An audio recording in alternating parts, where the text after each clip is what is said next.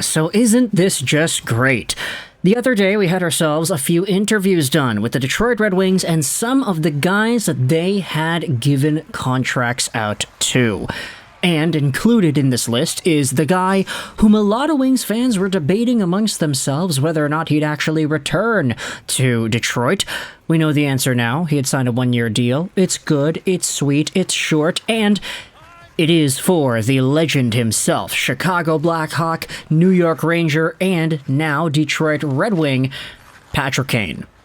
And what I wanted to do in this video was go over some of the comments made by Kane in a recent interview, going over his thoughts as to how the Wings could fully bounce back in 2024-2025. This is their plan, as revealed out here by Kane. Now, to help us out, let's go over onto an article published by Bob Duff from earlier yesterday, Patrick Kane's 5-point plan to get the Red Wings into the playoffs. This is a great article because Duff does a really good job at diversifying everything and segmenting it off, compartmentalizing it off into each of the 5 points. And because, 5 is a nice even number, and we've got about 10 minutes of footage here, we can spend 2 minutes per each of these points. Okay, maybe a little bit less than that now because I've been rambling on for a minute and a half. But either way, let's go out there and talk about Patrick Kane's comments and the first thing that he goes out there and labels as to how the Wings can make the playoffs. "We can be better on the power play," Kane said. "I think we can be a top 5 unit. I think that would be a good goal. We were maybe around 10th, actually 9th last year, which is still pretty good, but I still think we can be even better.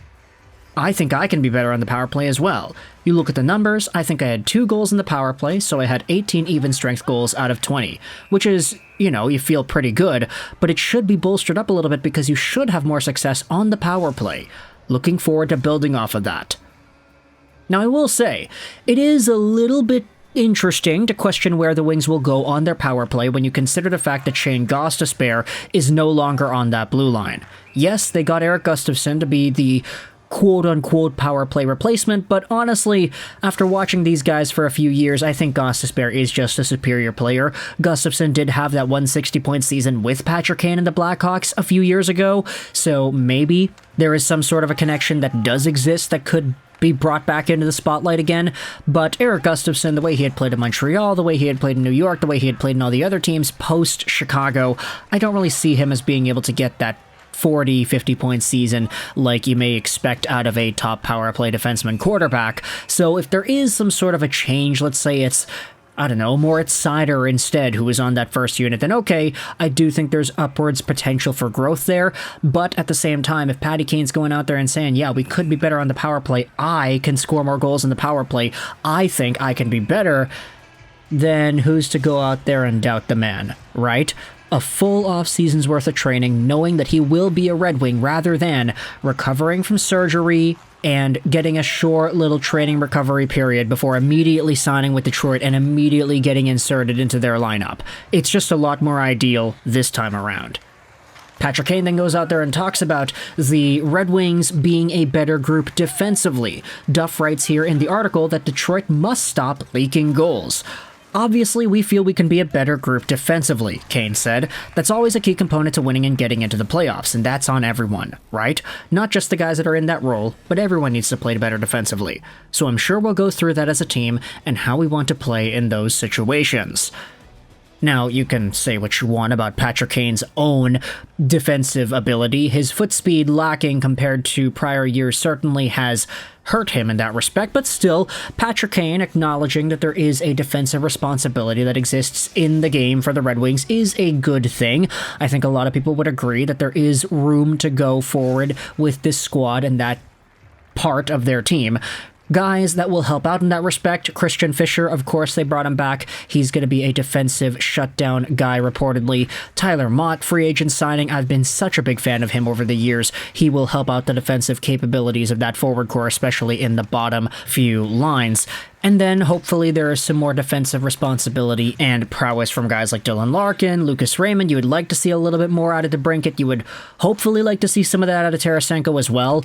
And then, of course, you got the Kops and the Comfers, who are pretty good already in that respect. So there is room to go around here with defensive play and overall growth with this team, but we'll see where exactly they go in next season's worth of play. Another one of the ideas that Patty Kane talks about is the depth for the Red Wings. Last year when I came, I was surprised at the contributions that this team would get from their third and fourth line players here or there. It wasn't like it was so much pressure on one or two guys, but there's a lot of depth on the team, so we're able to fill the net pretty good. Duff here writes that depth scoring was a big part of the club's success last season. Even with the departures of players like Robbie Fabry, who had scored 18 goals, David Perron 17, Sprong, and defenseman Jake Wallman, there's still plenty of firepower top to bottom. Dylan Larkin had 33 last year, Lucas Raymond 31, DeBrincat 27, Tarasenko 23, Kane 20, JT Compher 19, Michael Rasmussen 13, Andrew Kopp, Joe Veleno each with 13 and 12. They all hit double digits in the goal column last season. And so thinking about that, yeah, there is some pretty good depth here on this Detroit Red Wings roster, and if they're able to utilize that going forward into the next few months here, it will be very beneficial for them in being able to contend and possibly secure a 2025 wildcard spot. Patty Kane himself acknowledging that certainly is good, because it seems like the respect in the room goes all the way around. Everybody acknowledges the talent level of everybody else, and that's the way you want it to be, right? Moving over onto the fourth point over here, this is where things get very interesting. Improving chemistry with Alex DeBrincat.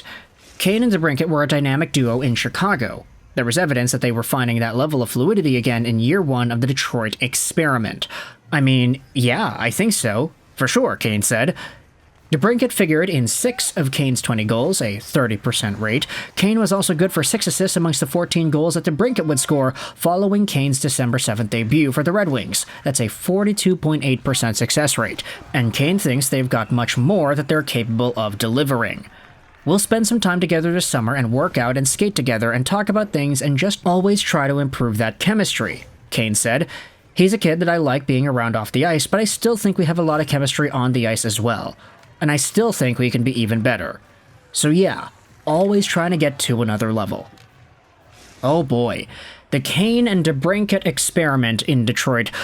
I honestly don't want to say that it was like the best thing in the world. It was a great story, for sure, but I think that year one left a little bit to be desired with Kane and DeBrincat in terms of offensive production and conversion. Honestly, I think a lot of that just has to do with DeBrincat not being as good as advertised. I mean, we had talked about this a few days ago in the DeBrincat trade return finalized video, but even though DeBrincat scored the same amount of points in Detroit as he had done in Ottawa the year prior, I feel like there still is another gear here with this player.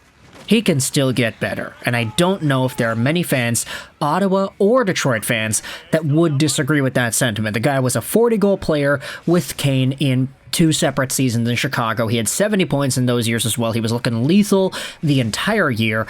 This season, he had scored a bunch of goals at the beginning of the season and then just trailed off. And even with Patrick Kane's acquisition, he didn't really bolster himself up in the ways that we thought he could. I don't know, heading into next season, hopefully that story changes itself. Rewrite the story, right? Finish the story. Cody Rhodes. Let's go on to the fifth and final point here made by Patrick Kane. He is expecting a better version of himself, Duff writes.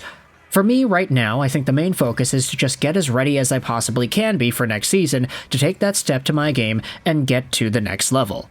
It was a good fit on and off the ice and had opportunities to play in some good situations, whether it's power play or top 6 minutes. Maybe I'm leaned on a little bit more by the coaching staff in certain areas, or even in the locker room or a leadership role, things like that. Obviously, I'm 35 and I'm going to be 36 this year, so I've been around for quite a bit, and I feel like I can bring that leadership aspect to the group and just kind of help the group along, whether it's in the good times or the bad times. So for Patty Kane, as we've been saying this entire time, with a full off-season's worth of training and an opportunity to get himself more chemistry with the guys that he'll be knowing that he'll play with rather than guys that he'll decide to play with at one random day in December, there is a lot more opportunity for Patrick Kane to be better in upcoming months. The question is, though, will we see that? Will we see any of these 5 points come true? And will we see the Red Wings make the playoffs? Let me know your thoughts in the comment section below. Article will be linked in the description if you want to go ahead and listen to it yourself. I hope you enjoyed this video. And bye.